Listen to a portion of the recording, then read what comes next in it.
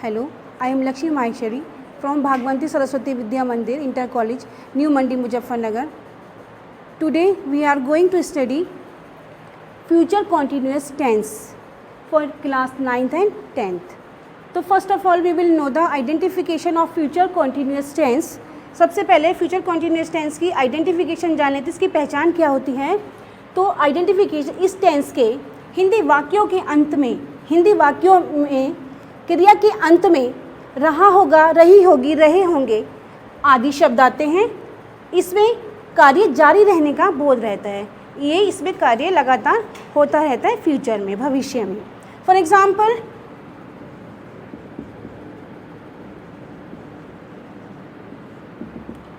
वर्षा हो रही होगी,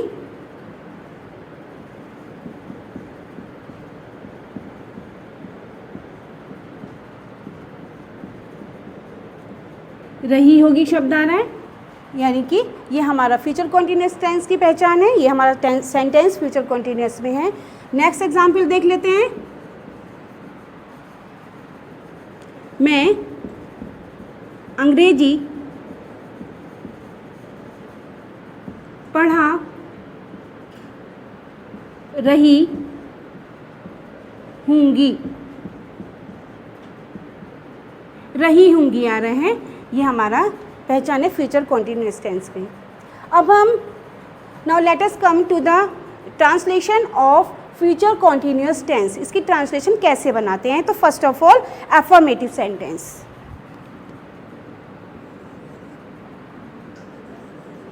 rules of translation.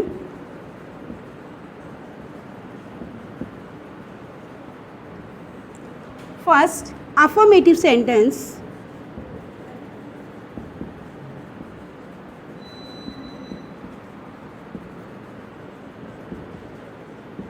Affirmative sentence है तो हम उसकी ट्रांसलेशन कैसे बनाएंगे इंग्लिश में? तो स्ट्रक्चर, इसके लिए सबसे पहले स्ट्रक्चर जानना हमारे लिए आवश्यक है. तो first of all structure.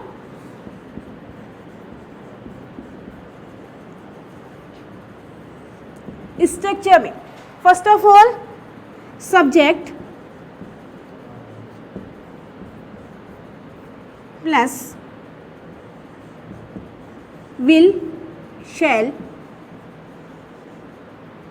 then be, then ing form of verb,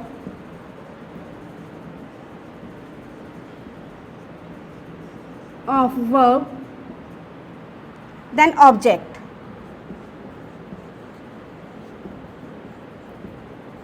And other words.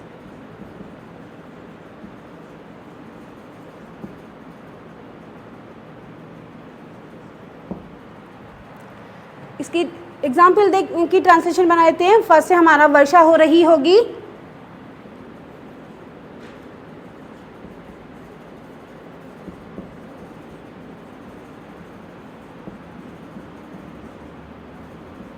इसकी ट्रांसलेशन बनाते हैं. सबसे पहले मैं आपको बता देती हूँ कि स्ट्रक्चर में सबसे पहले सब्जेक्ट, उसके बाद विल एंड शैल, फिर बी और ING form of verb, then object और देन अदर वर्ड्स यदि कुछ और होता है तो हम क्वेश्चन हमारा ये होता है कि हम कहाँ पर विल का यूज़ करें और कहाँ पर हम शैल का यूज़ करें. तो जो शैल है, shall is use for first person यानी कि आई एंड वी. शैल का यूज़ हम आई और वी के साथ करते हैं. Then will is used with second और third person. Second person you और third person he, she, it, they, any other names. तो अब इसके अकॉर्डिंग हम ट्रांसलेशन बना लेते हैं. अब हमें ये समझ में आ गया है अच्छे से स्ट्रक्चर इसका. तो सेंटेंस है हमारा वर्षा हो रही होगी. तो इसमें सबसे पहले हम क्या लिखेंगे? सब्जेक्ट. सब्जेक्ट क्या है हमारा? वर्षा. इसमें सब्जेक्ट जो हमारे मौसम वाले सेंटेंस होते हैं तो हम उसमें इंट्रोडक्टरी सब्जेक्ट लगाते हैं. यहाँ पर हम इट का यूज़ करेंगे. तो यहाँ सबसे पहले हमारा इट. देन इट के साथ हमारे, हम पता है हमारे थर्ड पर्सन है तो थर्ड पर्सन के साथ हम विल का यूज़ करेंगे. तो it will, then be, it will be, ING form of verb. ING form क्या हो रहा है? वर्षा. काम क्या हो रहा है? वर्षा. तो वर्षा होने की रेन होता है, आईएनजी फॉर्म लगाएंगे तो रेनिंग. ऑब्जेक्ट इसमें है नहीं तो हमारा सेंटेंस कंप्लीट हो जाता है, इट विल बी रेनिंग। मैं अंग्रेजी पढ़ा रही हूँगी।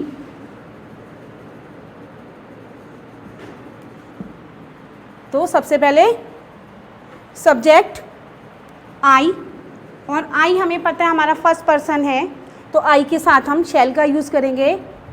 आई shall, then be, I shall be, ING form of the verb, पढ़ाने की टीच होती है, ING form teaching, I shall be teaching. Object है हमारा English, Angrezi, I shall be teaching English.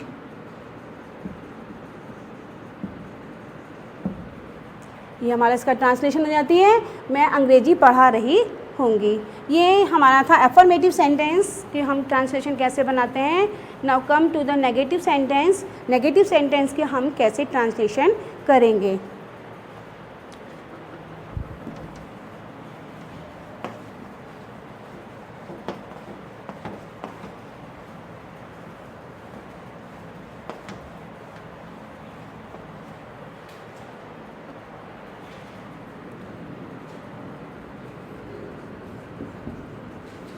Negative sentence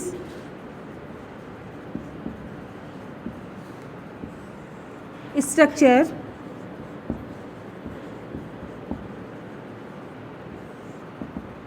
subject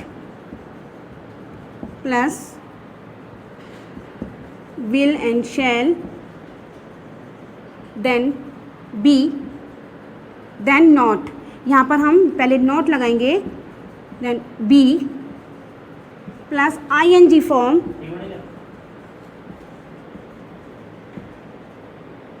of verb plus object, then other words.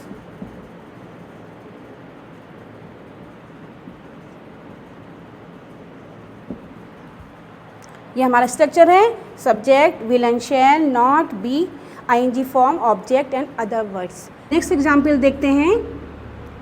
वह मेरी मदद नहीं कर रहा होगा।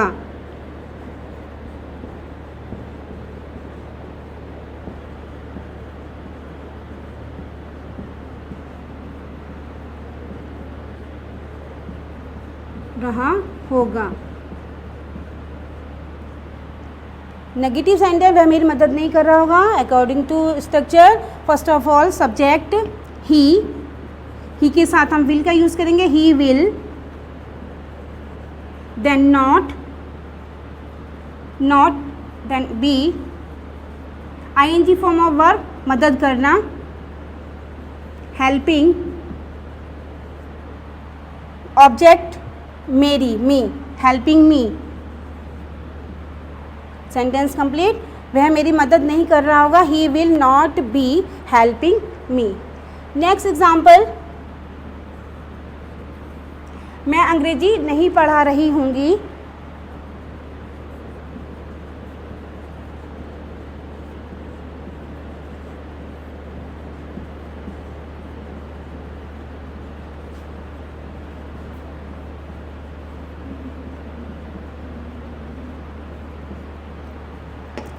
सबसे पहले सब्जेक्ट आई के साथ shall, I shall not be teaching English.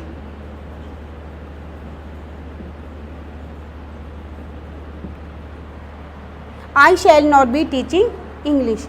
ये हमारे नेगेटिव सेंटेंस थे। आई होप कि you have got very well. Next हमारा इंटरोगेटिव सेंटेंसेस आते हैं। तो इंटरोगेटिव सेंटेंस का हम कैसे ट्रांसलेशन बनाते हैं इसके बारे में हम पढ़ेंगे।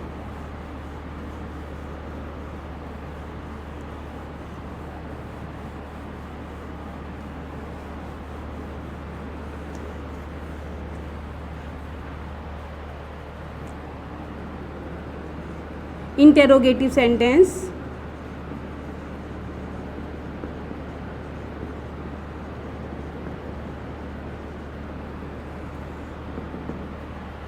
as we know that there are two types of interrogative sentence.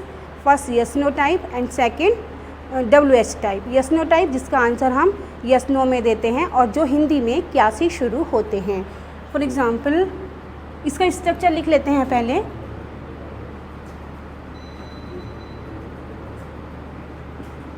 First of all yes no type sentence.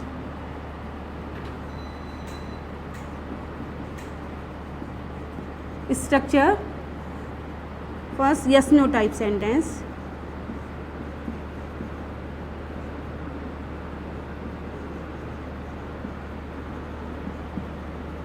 जो कि हमारे क्या से शुरू होते हैं. तो उसमें हम सबसे पहले विल और शैल को लिखते हैं, सब्जेक्ट को बाद में.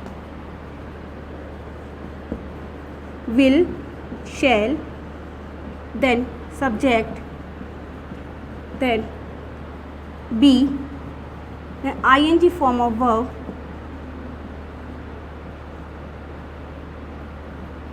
ing form of verb, then object, then other words, other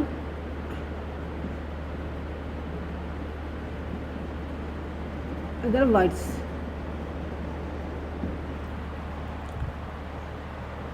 क्या से जो सेंटेंस होते हैं कि क्या वो मेरी मदद कर रहा होगा.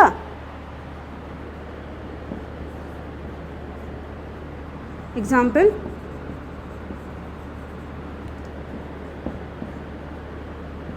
क्या वह मेरी मदद कर रहा होगा. क्या से शुरू, क्वेश्चन मार्क. यहाँ वही हम क्वेश्चन मार्क लगा देंगे लास्ट में.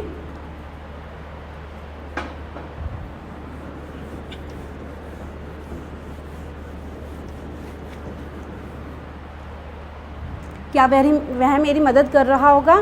तो फर्स्ट ऑफ ऑल क्या से शुरू हो रहा है सेंटेंस, तो first of all will and shall में से कोई एक यूज़ करेंगे अकॉर्डिंग टू सब्जेक्ट. तो ही के अकॉर्डिंग हम विल का यूज़ करेंगे. क्या की इंग्लिश हम यहाँ नहीं लगाते हैं.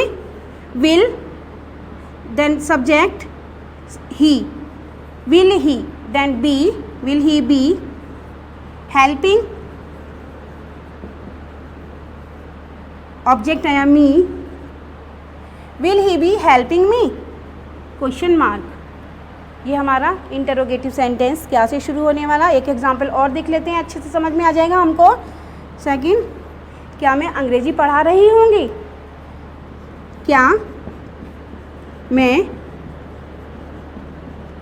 अंग्रेजी पढ़ा रही होंगी, क्वेश्चन मार्क. वही सबसे पहले हम विल और शैल में से यहाँ आई जो हमारा सब्जेक्ट आई आएगा तो इसके अकॉर्डिंग हमें शैल का यूज़ करना है. तो shall, then subject I, be, उसके बाद बी का यूज़ करेंगे. Shall be, shall I be teaching English.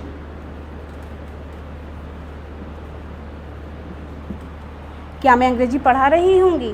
तो ये हमारा क्या से शुरू होने वाले यस नो टाइप जो सेंटेंस है उसकी हम ट्रांसलेशन कैसे बनाते हैं, ये उसके रूल्स थे, ये आपको समझ में आएंगे. अब हमारा आते हैं WH टाइप सेंटेंस. यदि हमारे क्वेश्चन वर्ड बीच में होते हैं तो हम उसकी ट्रांसलेशन कैसे बनाते हैं.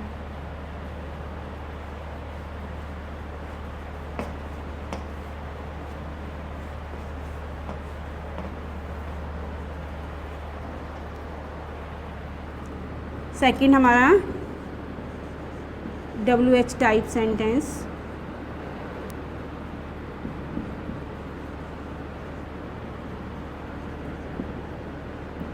WH टाइप जिसमें क्वेश्चन वर्ड बीच में आता है. जैसे एग्जाम्पल इसका स्ट्रक्चर लिख लेते हैं. उसमें हम सबसे पहले क्वेश्चन वर्ड को लिखते हैं. Question word, then will and shall, will and shall plus subject, be, the ing form of verb,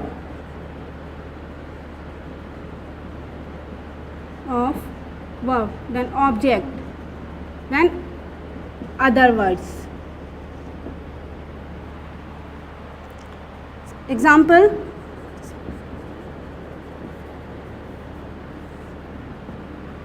वह मेरी मदद क्यों कर रहा होगा, वह मेरी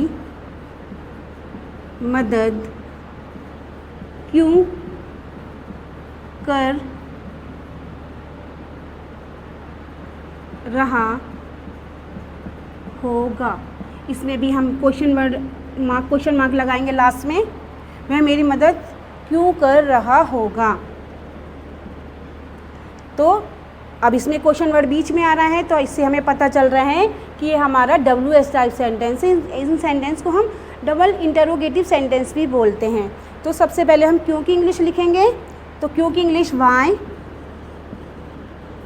देन विल एंड शैल में से मेरी, वह सब्जेक्ट हमारा वह है तो विल यूज़ करेंगे, वाई विल, फिर subject he, why will he be helping me, why will he be helping me. ये हमारा डबल इंटरोगेटिव सेंटेंस है। एक एग्जाम्पल और देख लेते हैं दूसरा, मैं अंग्रेजी कब पढ़ा रही होंगी, मैं अंग्रेजी कब पढ़ा रही होंगी। कब क्वेश्चन वर्ड बीच में आ रहा है, कब की इंग्लिश हम पहले ले लेंगे, व्हेन, उसके बाद सब्जेक्ट आएगा हमारा, व्हेन के बाद हमारा विल एंड शैल में से कोई एक आएगा। तो हमें पता है सब्जेक्ट हमारा आई है, तो उसके अकॉर्डिंग हम शैल का यूज़ करेंगे। When shall I be teaching, when shall I be teaching English.